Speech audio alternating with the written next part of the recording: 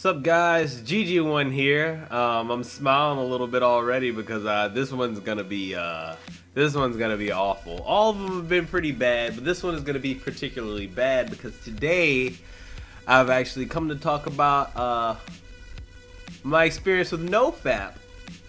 I did Nofap for a while. I think it was about 2002, so it was a couple of years ago. Before it really got uber popular, because some guy did a TED talk or something, and you know, he was talking about before he really made the TED talk, I was reading about it, and you know how, you know, the stimulus in the brain and it hits like a drug or something like that, which, I mean, I don't know. I come from straight edge, you know, like I came from like hardcore and like straight edge. I'm still pretty much straight edge. I just don't call myself that because I'm not a total fag.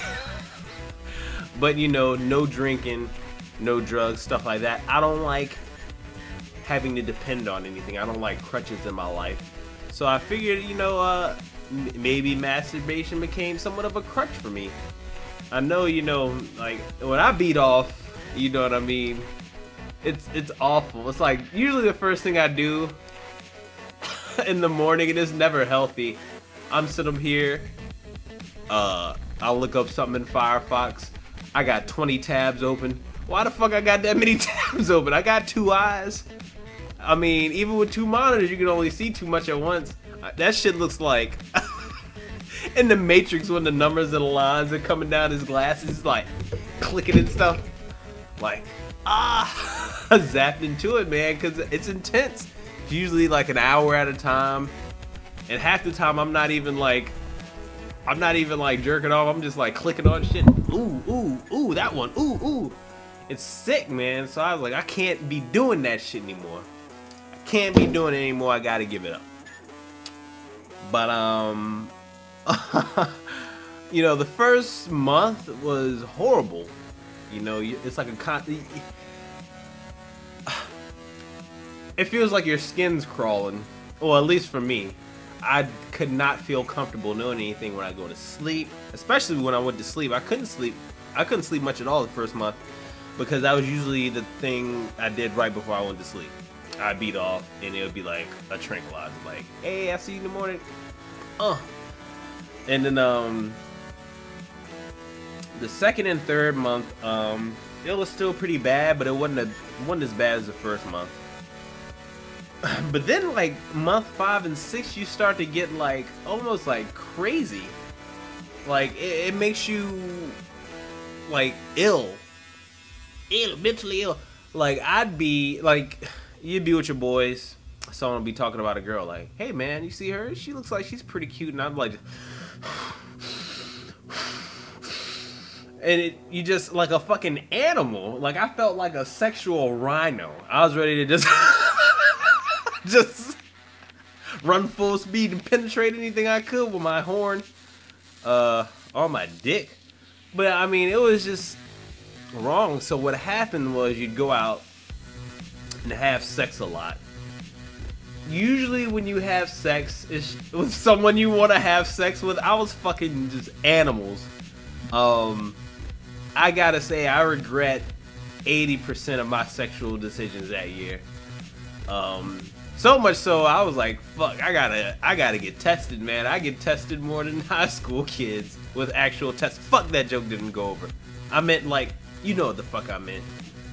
Should have thought about that one before I said it, but I don't think about anything before I do it, because that's the appeal. It's all improv, baby. But yeah, I'd go up to that bitch and it almost like they start knowing my name. They were like, hey Devin, you've come for your monthly. I'm like, calm down, bitch. You know what the fuck I'm here for? You gotta tell everybody else you're delivering something. Hey, I'm a delivery man. How do I look? Am I gonna be alive in 6 months?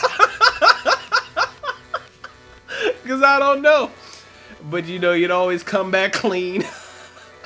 And you know you're fucking up big time when you get your results for an STD test and you feel like a celebrity or won an award or something. Like, first of all, I'd like to thank God, my parents, all you fans. I mean, it was awful. I'm sweating. I get nervous talking about it.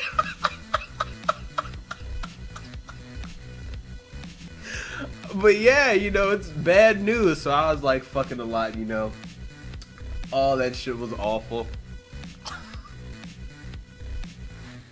You know, it'd be bad because you like have sex with someone and like when you're doing it, you're into it, you know. And like when you bust or whatever, it's like you love that person. I'm just like, ah, yeah. And then like 2 seconds after, you're like, who is this filth in my bed? I'm like, get the fuck out. And be like, oh, can I? No. I was just gonna ask if I could use the bathroom. Go to the bushes, bitch. I don't even want you using my bathroom. Don't piss on the goat. But I mean, it's just like, fuck. So, I mean, I did a lot of that. 2012, I had more sex than I ever had, but it was, none of it was not regrettable. And that's what Nofap does to you, man. That's why I don't really suggest it anymore. If you're gonna do Nofap, do no sex too, but I don't know how you can contain your demons. Because when I don't get any kind of sexual release like that, I mean, it's all angry all the time. Like, it's just super negative. But I lasted till about, I started in about maybe March, and I lasted to, I think it was like 11 months. I think I lasted till like February of like 2013 or something like that. But it was a rough year. That's another one of those years I want to just get rid of. 2009 and 2012, I just want to get the fucking rid of. 2009 was my depression year, if I talked about it in that previous one. Check out the depression video. I'll probably do a little thing here. Oh, magic. But yeah, so don't do Nofap. If you're watching this, don't do it. Maybe just limit it to 8 times a day. But I don't suggest not jerking off for a long time, because that shit is no good. Maybe I am weak. Maybe I do need a crutch. Maybe I'm not as hardcore straight edge as I want to be. But goddamn it, if it's free, it's good. Sexual release is like the only free thing you're gonna get in life. So just do it. You know, whatever. But this was an awful vlog. And if you made it to the end without retching, sloughing your bowels, thanks. And yeah, thanks.